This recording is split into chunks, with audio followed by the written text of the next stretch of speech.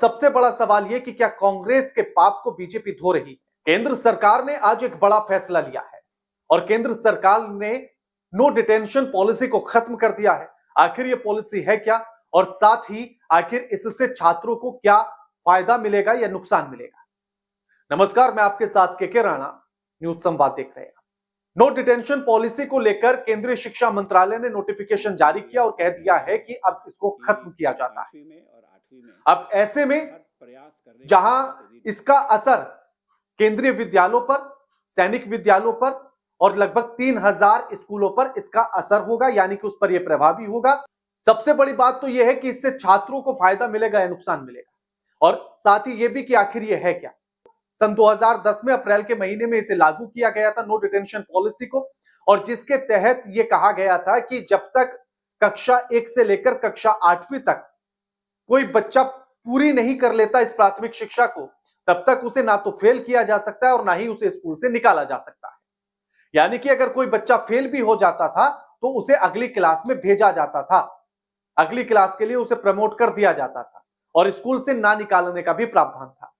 लेकिन अब इस पॉलिसी को खत्म करने के बाद ऐसी बाध्यता नहीं होगी, यानी कि अगर कोई बच्चा फेल हो जाता है तो समझिए कि वो फेल ही है।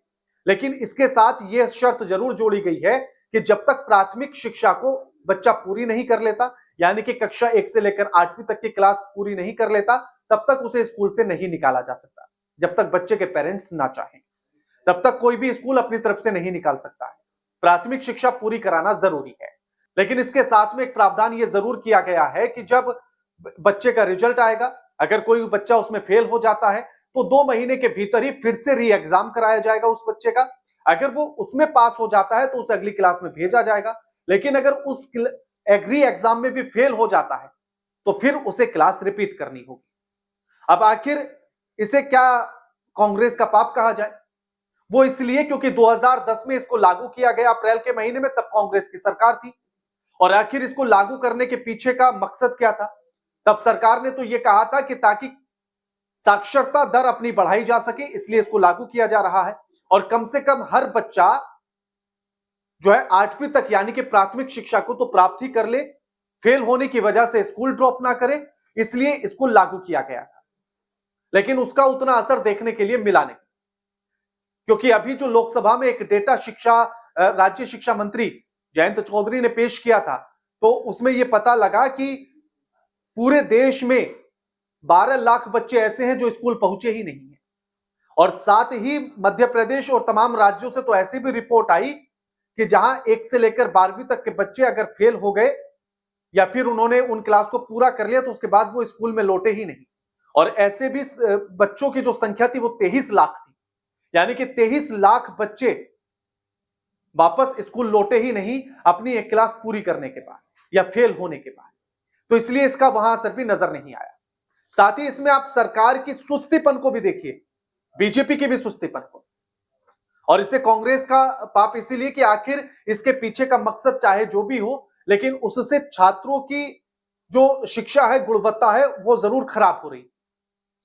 और इसीलिए इस पॉलिसी को खत्म करने का निर्णय लिया गया है, क्योंकि इसका असर 10वीं और 12वीं के रिजल्ट पर देखने के लिए मिल रहा था। जो बच्चों की शिक्षा के जो स्तर था, जो उनकी गुणवत्ता थी, जो दक्षता थी, वो खराब हो रही थी। सीखने की, पढ़ने की जो उनकी आदत थी वो खत्म हो रही थी, क्योंकि 8वीं तक सोचिए जब मेहनत करने का समय है तभी बच्चे को ये लग गया कि 8वीं तक तो मैं फेल होऊंगा ही नहीं, तो इसलिए वो आराम से पास होता जा रहा था।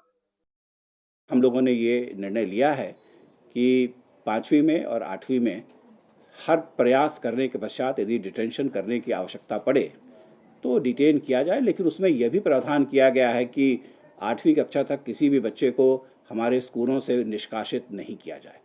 तो हम एक्सेस तो चाहते हैं, लेकिन राष्ट्रीय शिक्षा नीति के तहत हम ये भी चाहते हैं कि हर बच्चे का लर्निंग आउटकम कहीं बेहतर हो, उम्दा हो, और इसको प्रयास में लाने के लिए वैसे बच्चों के लिए जो पढ़ाई में शायद किसी कारणवश उतने अच्छे नहीं हैं, उस पर विशेष ध्यान भी दिया जा सकेगा।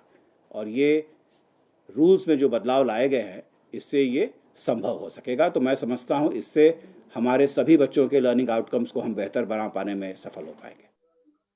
लेकिन उसी के साथ 2018 में इस बिल को लोकसभा में पेश किया जाता है राइट टू एजुकेशन के तहत इसे खत्म करने को लेकर, नो डिटेंशन पॉलिसी को खत्म करने के लिए 2018 में लोकसभा में इसे पेश किया जाता है। उसके बाद उसमें यह कहा जाता है कि जब कोई बच्चे किसी का रिजल्ट आता है, उसके 2 महीने के भीतर अगर कोई बच्चा फेल हो जाता है तो उसके 2 महीने के भीतर उसे री एग्जाम कराने के लिए प्रावधान किया जाए। साथ ही साथ यह भी कहा गया है कि 5वीं और 8वीं के एग्जाम जो है रेगुलर कराया जाए, यानी कि उनमें गैप नहीं होना चाहिए, जो मंथ फिक्स है वहीं पर होना चाहिए और हर साल होने चाहिए। 2019 में जाकर यह बिल राज्यसभा में पेश होता है और उसके बाद सरकार एक फॉर्मूला निकालती है, या यूं कहें कि एक समाधान ढूंढती है, और जिसमें यह कहा जाता है कि राज्य सरकारें चाहे तो इस नो डिटेंशन पॉलिसी को लागू कर सकती है और चाहे तो इसको हटा सकती है, जिसके चलते देश की 16 राज्य सरकारों ने और 2 केंद्र शासित प्रदेशों ने, जिनमें दिल्ली और पुडुचेरी है, इन्होंने इस पॉलिसी को अपने राज्यों से खत्म कर दिया और उन्होंने यह तय कर दिया कि अगर कोई बच्चा फेल होता है तो वो फेल ही रहेगा।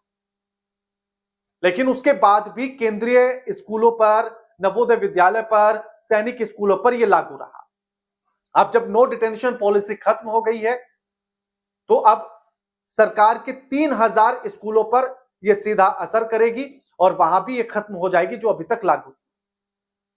अब ऐसे में समझने वाली बात यह है कि क्योंकि जब पूरा डेटा निकाला गया तो उसमें देखा गया कि बच्चों की जो स्तर है शिक्षा का वो गिर रहा था और इसीलिए इस पॉलिसी को खत्म करना जरूरी था। लेकिन सोचिए 2018 में ये राइट टू एजुकेशन के तहत पेश किया जाता है लोकसभा में और साल दर साल बीतते बीतते बीतते बीतते 2024 में आकर इस पर एक फाइनल मुहर लगती है कि ये पॉलिसी अब नहीं रहेगी। इसी से सरकार की सुस्ती नजर आती है। अब इसको लेकर आप हमें कमेंट करके जरूर बताइए कि आखिर आप इसे किस तरह से देखते हैं, क्योंकि बच्चों की अगर स्तर खराब हो रहा था और अब इसके खत्म होने से वो स्तर अच्छा होता है या पहले के मुकाबले बेहतर होता है तो ये अच्छी चीज है। लेकिन आप इसको किस तरह से देख रहे हैं हमें कमेंट करके बताइए। वीडियो को लाइक कीजिए, शेयर कीजिए और चैनल को सब्सक्राइब करना मत भूलिएगा। नमस्कार।